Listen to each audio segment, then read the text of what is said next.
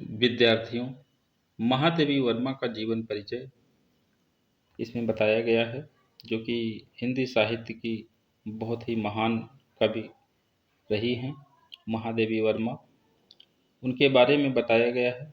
भारत के हिंदी साहित्य में छायावादी काल के चार स्तंभों में से एक महादेवी वर्मा का जन्म 26 मार्च 1907 में हुआ था और फर्रुखाबाद में हुआ था। संयुक्त प्रांत आगरा व अवध, ब्रिटिश भारत में हुआ था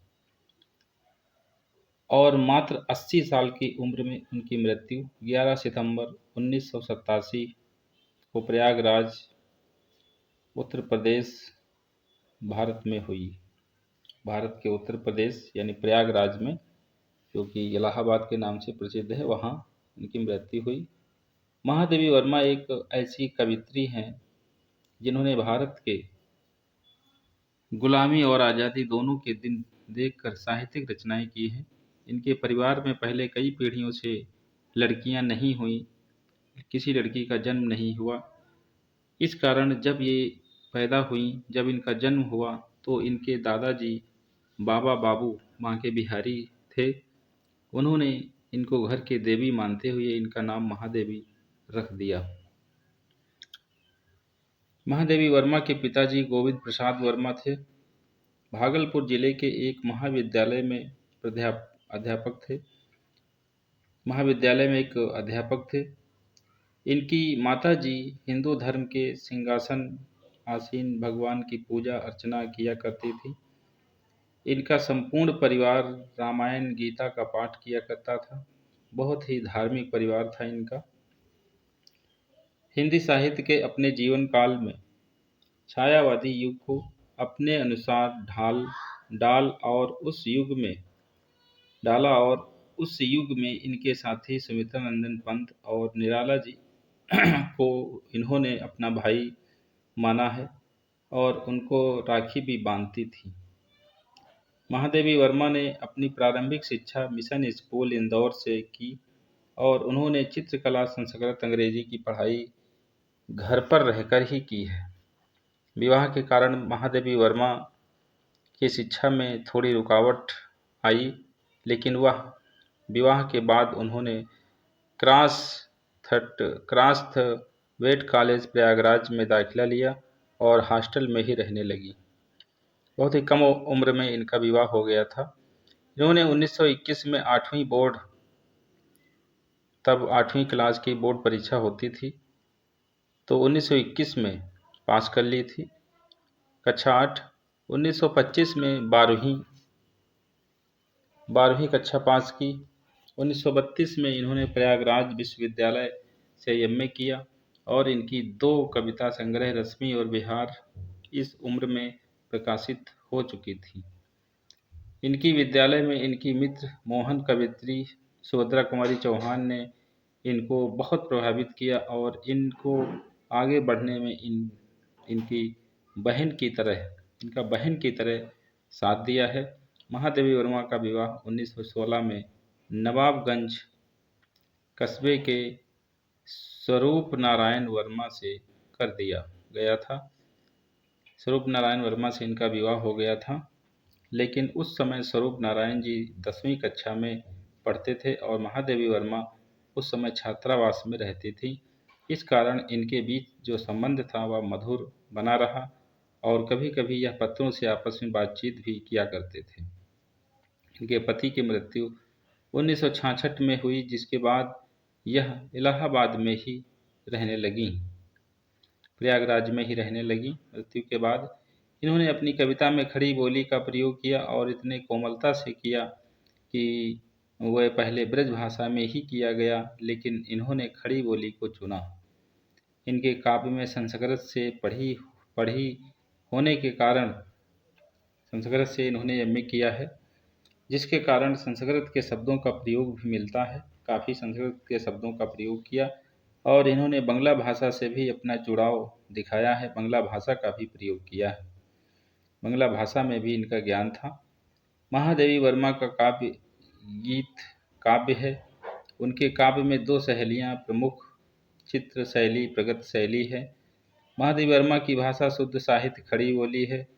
महादेवी वर्मा के 8 कविता संग्रह हैं, जिनमें निहार 1930 में आया, रश्मि 1932 में और सांध्य गीत 1936 में, दीप शिखा 1942 में, सप्तर्पणा को अनुदित है, ये अनुवादित किया गया है 1959 में, प्रथम आयाम 1974 में आया, अग्नि रेखा 1990 में प्रकाशित हुए। ये इनके वर्क थे। देवी जी महादेवी वर्मा जी के 10 से ज़्यादा काव्य संकलन प्रकाशित हुए हैं, जिनमें से यहाँ पर निम्नलिखित हैं, बताए गए हैं। आत्मिका, निरंतरा, परिक्रमा, संधिनी 1965 में, यामा और 1936 में गीत पर्व, दीप गीत, स्मारिका और हिमालय उल्लेखनीय हैं। ऐसे इनके वर्क हैं। ये काव्य संकलन है। महादेवी वर्मा के प्रमुख रेखा चित्रों में अतीत के चलचित्र 1941 में और स्मृति की रेखाएं 1943 में, श्रृंखला की कड़ियाँ और मेरा परिवार उल्लेखनीय है, जो कि बहुत ही ये रेखा चित्रों में स्मरणीय हैं, बहुत ही फेमस हैं। महादेवी वर्मा ने 1956 में पद का साथी और 1972 में मेरा परिवार, स्मृति चित्रण 1973 में और संस्मरण 1983 में लिखा है, जो बहुत ही उल्लेखनीय कार्य है।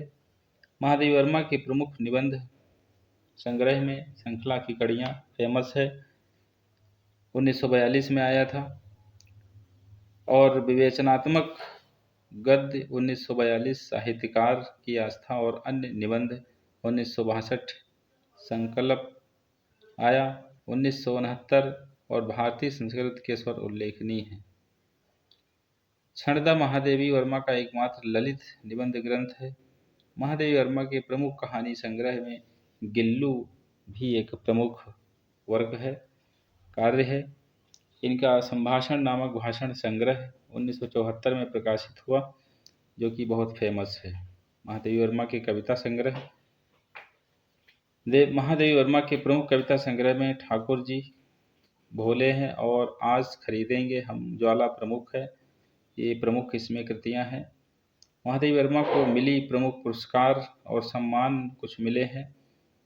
महादेवी वर्मा को 1943 में मंगला प्रसाद पारितोषिक भारत भारती के लिए मिला था। महादेवी वर्मा को 1952 में उत्तर प्रदेश विधान परिषद के लिए मनोनीत भी किया गया था। 1956 में भारत सरकार ने साहित्य की सेवा के लिए इन्हें पद्म भूषण भी दिया। महादेवी वर्मा को मरणोपरांत 1988 में पद्म विभूषण पुरस्कार दिया गया। महादेवी वर्मा को 1969 में विक्रम विश्वविद्यालय, 1977 में कुमाऊं विश्वविद्यालय नैनीताल, 1980 में दिल्ली विश्वविद्यालय तथा 1984 में बनारस हिंदू विश्वविद्यालय वाराणसी ने इनको डीलिट यानी डॉक्टर ऑफ लिटरेचर लेटर्स की उपाधि दी है। महादेवी जी को 1934 में नीरजा के लिए सक्सेरिया पुरस्कार भी दिया गया। 1942 में स्मृति की रेखाएं के लिए द्विवेदी पदक भी दिया गया। यामा के लिए महादेवी वर्मा को ज्ञानपीठ पुरस्कार दिया गया है, जो एक बहुत ही अपने आप में सर्वोच्च पुरस्कार है।